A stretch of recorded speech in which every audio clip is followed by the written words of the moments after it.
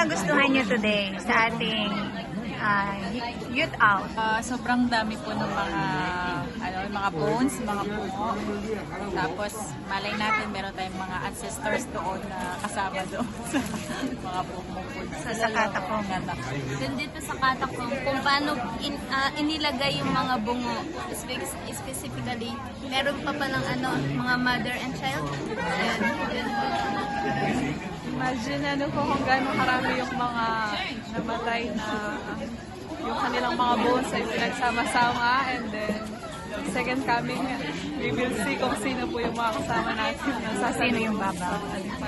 po kasi nagkasama-sama yung mga youth dito sa field trip na to din. Yung Katakong, first time kong makakita ng mga bungo na madami, and itong mga structure dito sa ano to? Norm. Yun po. Ang nagustuhan ko, two things. First, I'm happy to be with the young people, and I'm happy that Blonde is here with us. We miss Blonde. Yeah? Tama? Okay, yeah. And then, the second one, two realities. Yung mga pinuntahan naming bones, it is very sad. That is the past. But with the young people, this is the future. Okay, two realities. And then, of course, yung art dito sa history and arts dito sa Louvre. Nagustuhan ko today kasi na-impress ako kasi ma-detail yung mga sculptures at saka maganda din yung mga paintings. Ang nagustuhan ko po today is madami po kaming natutunan about sa paganism, sa mga beliefs nila nung unang panahon. Tapos Masaya po kasi first time lang po ako nakapasok sa Musée du Louvre tsaka sa Katakong po. Ako po yung yung sa museum po nagustuhan ko kasi kahit nandun na po yung information, yung explanations po ni Pastor yung nagustuhan ko. Kasi kahit nababasa namin yung information dun sa mga sculptures, paintings, yung story nun. Tapos may dagdag pa po yung ni Pastor na parang na-find ko po interesting.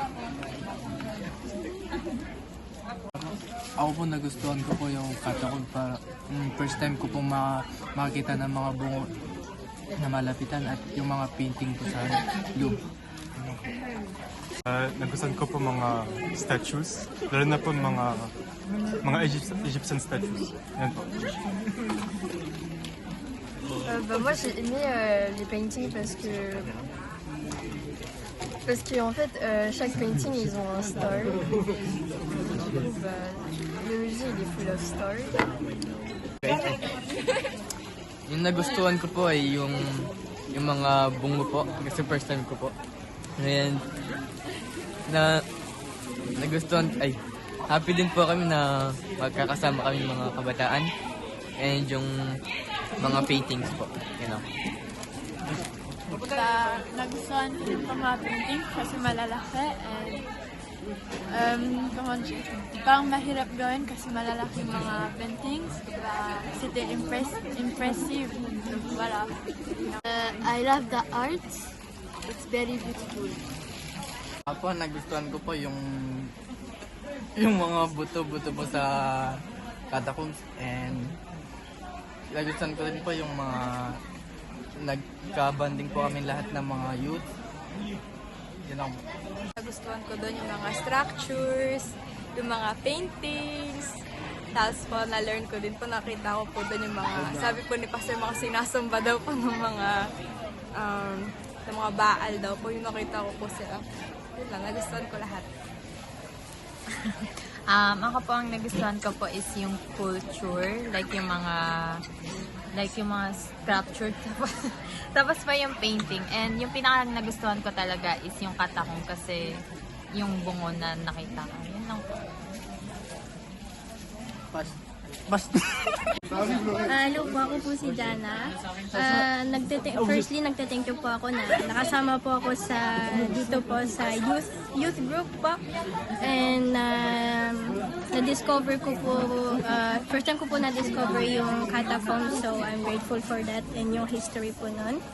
And it's my second time po dito sa Louvre, so alam ko na po yung mga history ng mga oeuvre, yung mga statue po. So I'm still grateful na na-spend time po kasama po kayong lahat.